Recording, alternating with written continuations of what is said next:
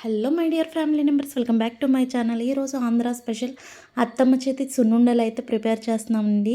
మీరు కూడా తప్పకుండా చూసి ట్రై చేయండి. ముందుగా స్టవ్ మీద కళాయి పెట్టి మినువులు అయితే వేసేస్తున్నామండి. మినువులు అయితే ఒక తౌడు తీసుకున్నారండి. ఫస్ట్ అంటే ఒక అరకిలో. ఈ విధంగా వాటిని క్లీన్ చేసుకుని సిమ్లో పెట్టి మాత్రమే వేయిస్తున్నారండి. ఇవి వేగినప్పుడు మంచి ఫ్లేవర్ అయితే వస్తుందండి. మినువులు వేగినప్పుడు ఇవి వేగింది లేనిది ఎలా తెలుస్తుందంటే ఇవి కొంచెం స్మెల్ అయితే బాగా వస్తాయండి. చూడండి, తవ్వ తీసుకుని ఈ విధంగా నొక్కితే అవి ఇలా మినుములు ఈ విధంగా పగిలాయి అంటే కనుక వేగిపోయినట్టేనండి. 1/2 కేజీ మినుములు తీసుకున్నాం కదండి. ఒక 150 గ్రాముల వరకు బియ్యం తీసుకున్నామండి. ఈ విధంగా లైట్ గోల్డెన్ కలర్ వచ్చేంత వరకు వేయించి పక్కన పెట్టేసుకుంటున్నాము.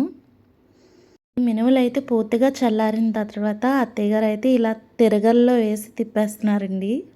కొంచెమే కదా అని ఇలా చేస్తున్నారండి. అదే కొంచెం ఎక్కువ క్వాంటిటీ అయితే మేము కూడా మిల్లుకి ఇచ్చేస్తామండి. ఈ విధంగా తిరగల్లో వేసి తిప్పిన తర్వాత ఇలా పప్పు అయితే అయిపోతుందండి. దీన్ని పైనున్న కొంచెం పొట్టు అయితే వచ్చేస్తుందండి. మిక్సీలో వేసి ఈ విధంగా మెత్తగా మిక్సీ అయితే పెట్టేస్తున్నారు. బియ్యం అలాగే మినపప్పు కూడా ఈ విధంగా మిక్సీ పట్టి పక్కన అయితే పెట్టేస్తాము. ఈలోగా నెయ్యి అయితే వేడి చేస్తున్నామండి. స్వచ్ఛమైన గేదె నెయ్యి అండోయ్.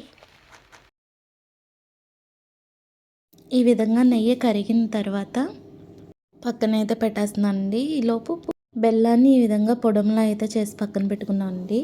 ముందుగా మనం మిక్సీ పట్టిన మినప్పిండిని అయితే ఈ బెల్లంలో వేసి ఒకసారి అయితే కలిపేస్తున్నారండి. బెల్లం అలాగే మినప్పిండి బాగా కలిసేలా అయితే కలిపేస్తున్నారు. ఈ విధంగా కలిసిన తర్వాత ఫైనల్గా నెయ్యి అయితే వేసేస్తున్నామండి. నెయ్యి కూడా వేసుకుని బాగా అయితే కలిపేస్తున్నారు. నెయ్యి ఒకసారిగా వేయకుండా ఇలా కొంచెం కొంచెం అయితే వేసి కలుపుతున్నారండి అత్తయ్య. నెయ్యి, బెల్లం, మినప్పిండి ఇవన్నీ బాగా కలిసేలా అయితే కలిపేస్తున్నారండి. ఫైనల్గా ఈ విధంగా అయితే కలిపేశారు.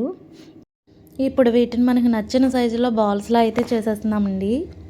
ఫస్ట్ చేసిన సున్నుండ అయితే మా పతిగారు టేస్ట్ చేసి చాలా బాగుందని చెప్పారండి.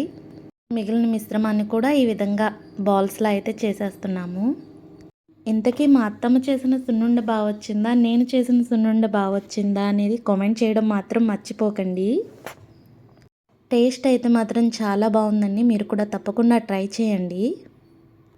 చిన్నపిల్లలు కూడా చాలా ఇష్టంగా అయితే తింటారండి ఈ సున్నుండలు. నా వీడియోస్ కనుక మీకు నచ్చినట్టయితే లైక్ చేయండి, షేర్ చేయండి, సబ్స్క్రైబ్ చేయండి. Thanks for watching.